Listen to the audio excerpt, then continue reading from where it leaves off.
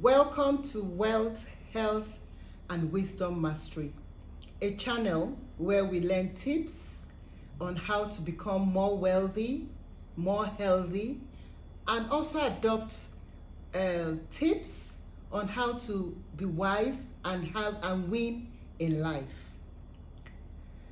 So, in this series, we'll be discussing some wisdom tips. Wisdom for winning in life, wisdom to living a great life. Today we'll be focusing on how to make a personal and family emergency or disaster plan. Emergencies are occurring. They are unplanned events, and the news, either by TV, by radio, online, we're getting news about disasters that are happening around the world in different countries, including our own country. There are news and incidents of bomb blasts, kidnapping, accidents, building collapse, flooding. So much is going on. So what can you do? The governments are already doing a lot in terms of providing guidelines. You have the emergency management agencies, both at the national and state, subnational levels. Communities, schools have to do something. Emergency is everybody's business. So we need to ask ourselves, what can I do? How can I prepare myself and my family against a disaster, or how to respond to a disaster or an emergency when it occurs? So there is clear evidence to show that $1 spent in prevention and preparedness saves $5 to $7 in disaster response or emergency response. And we find that there's clear evidence as well to show that when people don't know what to do, the impact of a disaster is likely to be higher on them because they're unprepared. They've not thought through, what should I do? Where should I go? How do I approach this? So the effect, the impact is more than it should have been. And so emergency preparedness is everybody's business. And so today we'll talk about how to prepare a family plan in case emergency occurs. And there are three core components to this: making a plan, building an emergency kit, and being informed. So in terms of making a plan, a key component to consider is assessment and planning. Assessing your area, where you live, where you work, where your children go to school. You need to know that area. What are the routes to those important places you go to? What is the route to your house? Is it only one route? What are the alternative routes? What are the other routes you can use? What if there is a roadblock? Is there another way you can take? Is there a shortcut? You need to know about that. You also need to know about the hazards. The hazards that affect your area. Are you living in a flooded environment? So that when rain falls, you know that it's difficult to go into, to your area. It takes longer. You need to find out from neighbors. What do they know about the area? What happens around here? What are their security issues around here? You need to know. So you try and find out, about what can affect your home, your house, the area that you live in. Another key thing to know is about what are the resources in the community where your house is located. Is there a school building? Is there, a community hall?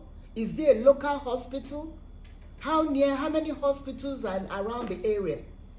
You need to know where these resources are located. Is there a police station near you?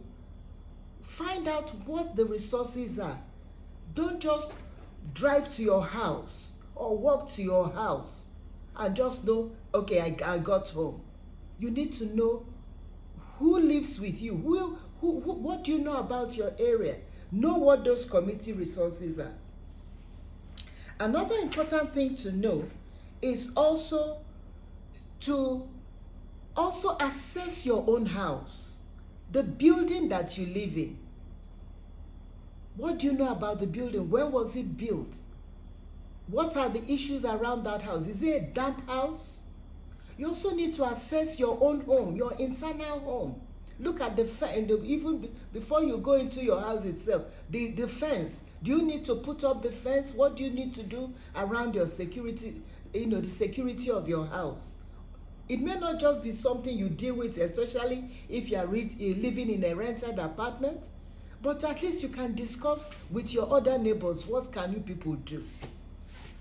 So within your house, you also just have to look, assess, go around and have a look at your house. Where do you turn off the light? Where is the meter kept? Where is the gas?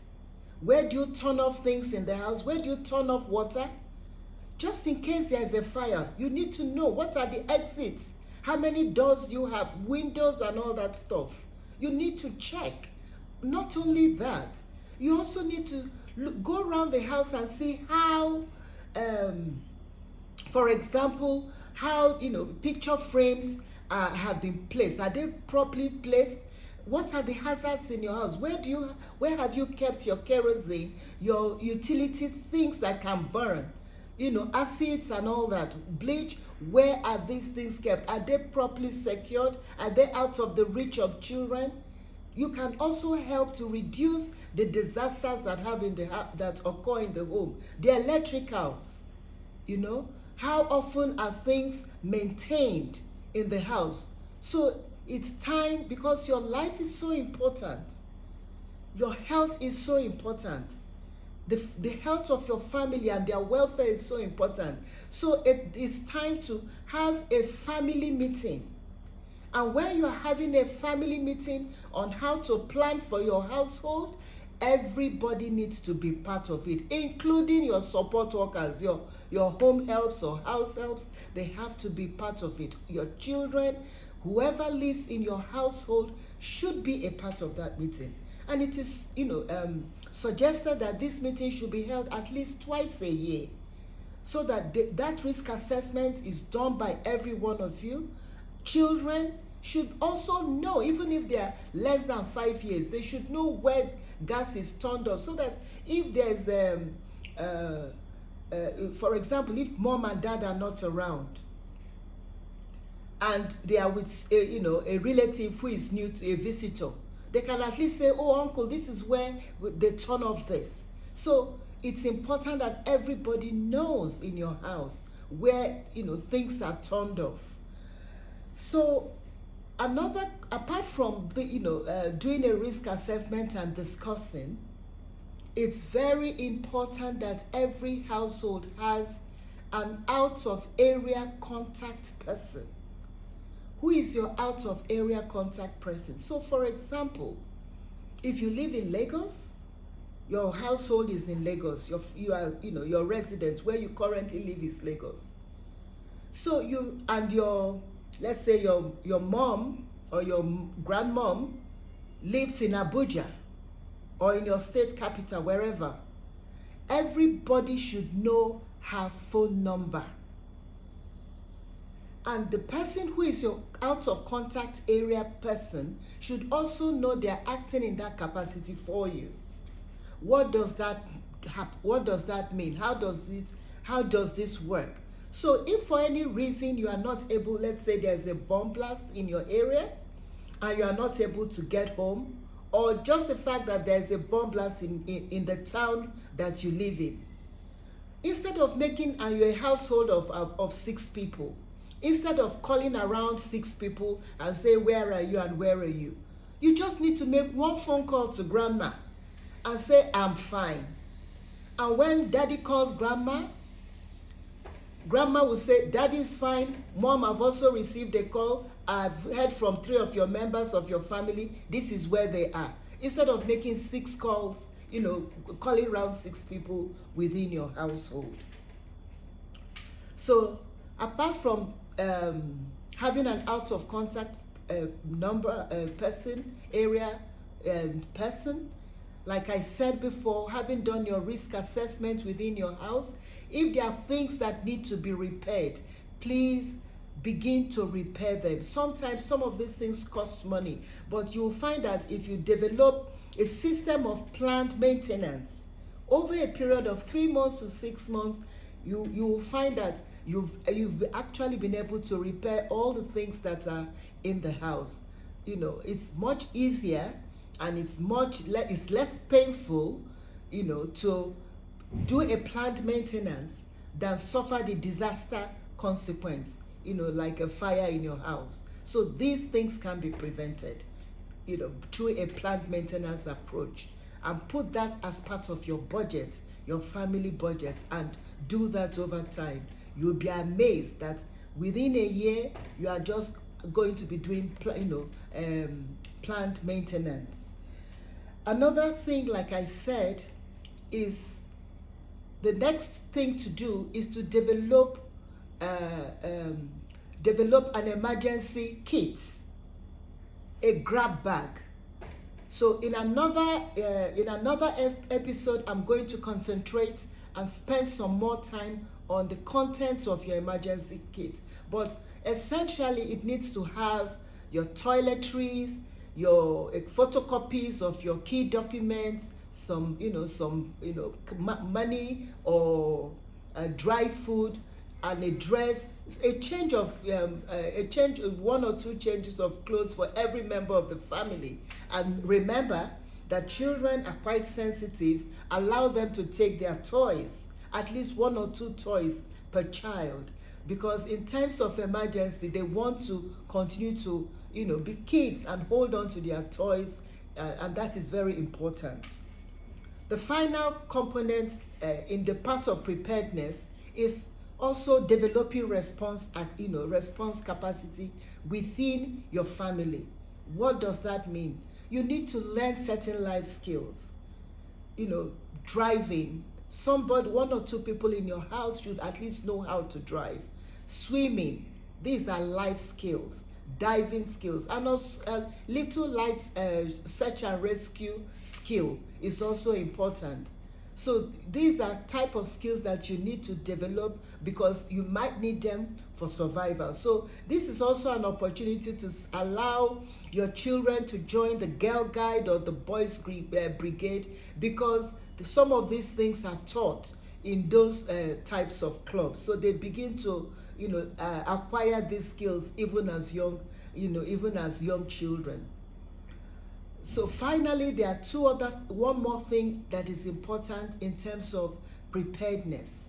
It's important that you have a radio, battery operated radio, so that ensure that you are able to keep informed, that you have a radio, television. Sometimes you may not, for obvious reasons, in case there is a power cut, but at least you can always listen to your battery radio, use your charge phones and backup power bank to charge your phone, so that you stay informed to know about this particular incident happening in your area. So in recapping, in summarizing what we've learned today, it's about taking more control for yourself and family, sitting down with your family to develop a personal and family emergency plan, having discussions, doing a risk assessment, and making those plans. Have it also written, and make sure that every member of the family has the number of your out of area contact person. Each person in your family should also have their emergency grab bag, a small bag that has things that if there's an emergency, they just grab that bag and in 3 minutes they're out. That bag should already be packed, ready to be used at any point in time. and also stay informed, develop response capacities which will be useful both for you and also helping someone else. Please feel free to ask any questions. Use our comment sections to post your questions. If there's anything you would like us to expand on and talk about, please also note that down in our comment section. If you've learned something in this channel, please hit the subscribe button and also like and share so that others can also learn from this wealth of knowledge that is available to everybody. Keep living, get more wisdom, and live well. Live life to the full. Thank you.